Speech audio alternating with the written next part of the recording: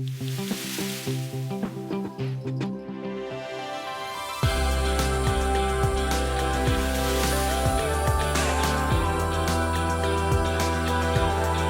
voici le livre magique.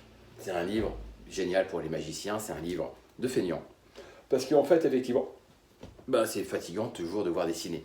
Donc, effectivement, si on a, ce livre où toutes les feuilles sont blanches, si je souffle dessus, et en fait, d'un seul coup, les lettres, les dessins vont arriver. Donc là, c'est à vous en fait de trouver une bonne idée, un bon tour, une bonne explication pour intéresser l'enfant. Donc j'ai soufflé une fois, les dessins sont apparus.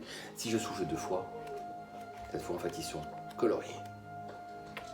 Voici le livre magique, c'est extrêmement simple, comme vous avez certainement vu. Je vais placer mon doigt à différents endroits. Si je le place en bas, il n'y a rien.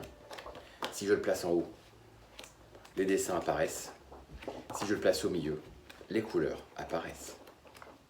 Voilà, truc très simple.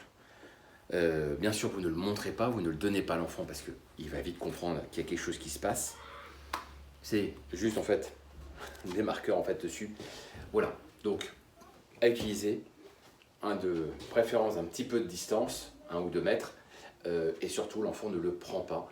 Il convient absolument sur tous les tours de ne pas révéler le tour, sinon ça devient tout de suite trop basique pour l'enfant, trop basique pour l'individu qui trouve c'est nul, c'est même pas de la magie.